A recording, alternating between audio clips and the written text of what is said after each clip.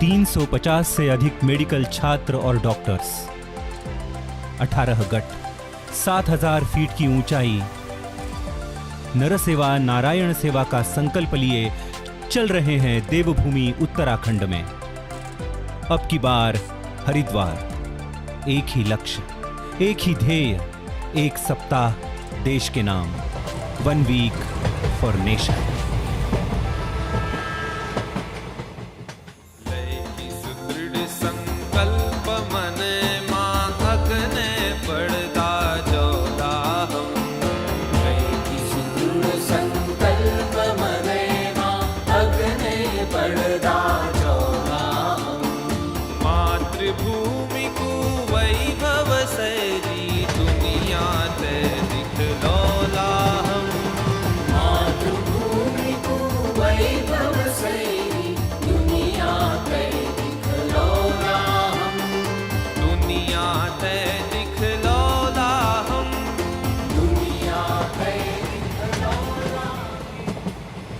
सेवांकुर भारत का एक ऐसा उपक्रम जो गत 8 सालों से वैद्यकीय शिक्षा लेने वाले महाविद्यालयीन छात्रों को अपनी बौद्धिक, मानसिक, भावनिक और आध्यात्मिक शक्तियां पहचानने का अवसर देता आ रहा है। ये एक ऐसा पर्व बन गया है जो भारत के दुर्गम क्षेत्रों में सेवा भाव एवं उत्साह से मनाया जाता है। एक ऐसी सेवाभावी दुनिया जहां निरपेक्ष प्रेम और संगठन शक्ति की अनुभूति होती है। स्वयंसेवी संस्थाएं और स्वयंसेवक पूरा एक सप्ताह समर्पण भाव से देश की युवा पीढ़ी के सामने एक आदर्श रखते हैं ताकि आने वाले समय में वैद्यकीय सेवा में सही अर्थ से सेवा भाव सम्मिलित हो और अपने देश बांधवों के प्रति प्रेम की निरंतर भावना से सभी डॉक्टर्स अपना कार्य करें। जो अभी ट्रेन में सर्वे चल रहा है, इसका एक उद्देश्य ये है कि हम अपने पहचान वाले लोगों के साथ बातचीत करने में तो हमको सुविधा भी लगती है और हम अच्छे से उनसे बातचीत कर सकते हैं। लेकिन जो लोग हमारे लिए अजनबी है, जिनको हमने पहली बार अपने जीवन में देखा है, तो ऐसे लोगों के साथ बात करने में थोड़ी सी मन में हिचक रहती है, थोड़ा एक बैरियर रहता है।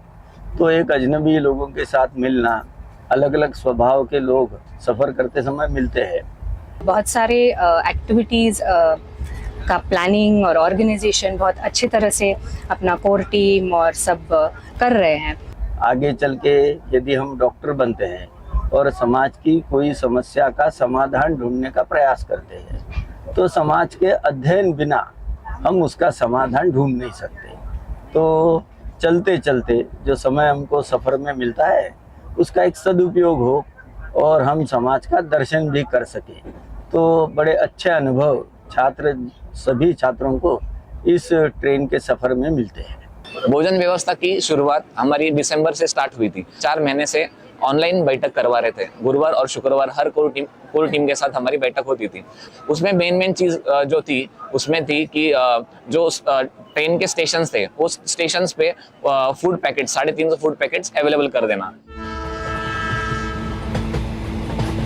इस साल ये सौभाग्य रहा कि सहायता एवं मार्गदर्शन प्रदान करने हेतु स्वामी विवेकानंद हेल्थ मिशन अस्पताल से संपूर्ण सेवांकुर परिवार की 7 दिनों की व्यवस्था की गई। स्वामी विवेकानंद हेल्थ मिशन एक ऐसी संस्था है जो सन 2012 में स्थापित नरसेवा नारायण सेवा का संकल्प लिए देहरादून से 40 किलोमीटर दूरी पर जनजातीय क्षेत्र धर्मावाला में स्थित है। इस अस्पताल के सेवा कार्य की अनुभूति लेने का अवसर सभी सदस्यों को मिला। आज 100 से अधिक बेड्स के साथ ये मल्टी स्पेशलिटी अस्पताल एक भव्य रूप ले चुका है। देवभूमि उत्तराखंड के 4 धामों में से 3 धामों में इस संस्था के 11 धर्मादाय अस्पताल आज कार्यरत हैं और सेवाभावी रूप से स्वास्थ्य संबंधित सेवाएं प्रदान कर रहे हैं। स्वामी विवेकानंद हेल्थ मिशन के डॉक्टर अनुज जी सिंघल और डॉक्टर तारा जी सिंघल इस दाम्पत्य का सेवा समर्पित जीवन हमने जाना। मानो इस युग के प्रभु श्री राम और मां सीता के दर्शन का भाव सभी को प्रतीत हुआ। उनके मार्गदर्शन और सेवा भाव में निस्वार्थ कर्म जैसे गुणों की सीख मिली जो स्वास्थ्य व्यवस्था की जीवन भर की यात्रा में छात्रों और सभी डॉक्टर्स के बहुत काम आएगी। एक सप्ताह देश के नाम इस उपक्रम का बौद्धिक सत्र एक अनोखी भेंट है। यहां अनेक बुद्धिजीवी व्यक्तित्वों के विचारों का संगम होता है। एक ऐसा सत्र जो छात्रों को अवसर प्रदान करता है कि स्वास्थ्य सेवा की दुनिया में उन व्यक्तित्वों के साथ संवाद साझा करे जो सेवा भावनाओं को उच्चतम स्तर तक पहुंचाते हैं। ऐसे व्यक्तित्वों से भेंट हुई जो व्यक्ति दर्शन से आत्मदर्शन की राह पर हमें ले चले। ऐसे व्यक्तित्व हैं श्री रवि जी भुसारी, श्री रमेश जी पांडव, डॉक्टर कृष्ण गोपाल जी, श्रीमती माणिकताई दामले जी, डॉक्टर शैलेंद्र जी, श्री आशीष जी, डॉक्टर अश्विनी कुमार तुपकरी जी। बौद्धिक विकास के साथ साथ शारीरिक स्वास्थ्य के लिए आवश्यक है योग और व्यायाम। इसे ध्यान में रखते हुए दिन की शुरुआत योग, व्यायाम और खेलों से होती है। अपनी संस्कृति, अध्यात्म और इतिहास का परिचय हो, इसलिए उसमें अनेक बौद्धिक खेलों का भी समावेश होता है।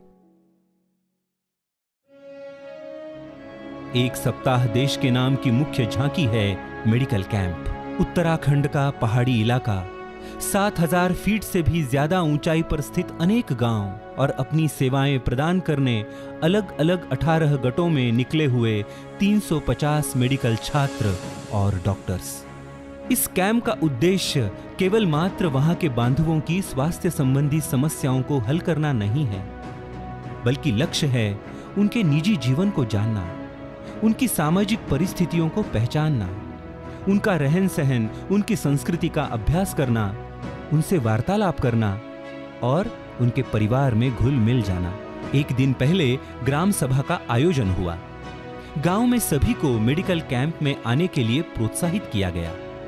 मेडिकल कैंप की शुरुआत सुबह ग्राम स्वच्छता से हुई। उसके बाद नियोजित जगह पर हर एक गट के डॉक्टर्स ने अपने कैंप में लोगों की स्वास्थ्य संबंधी मुफ्त चिकित्सा की और उन्हें आवश्यक दवाइयां निःशुल्क प्रदान की।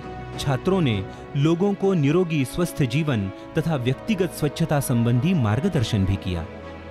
इस साल 125 गांव के 2500 से भी ज्यादा लोगों तक ये स्वास्थ्य व्यवस्थाएं पहुंचाई गईं।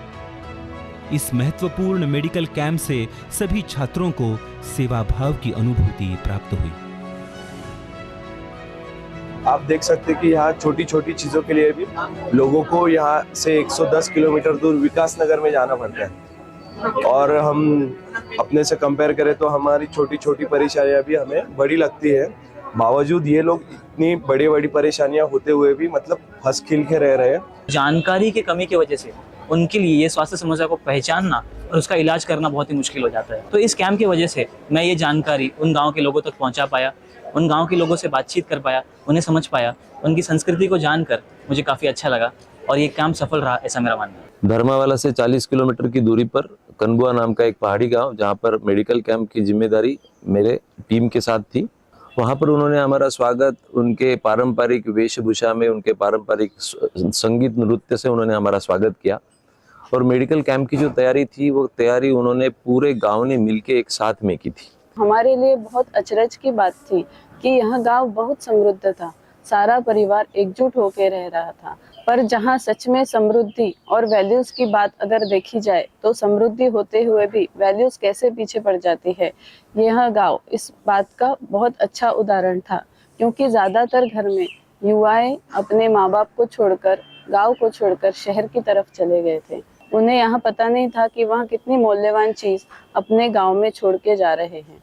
सेवांकुर हमें अनकंडीशनल लव ये वैल्यू सिखाता है।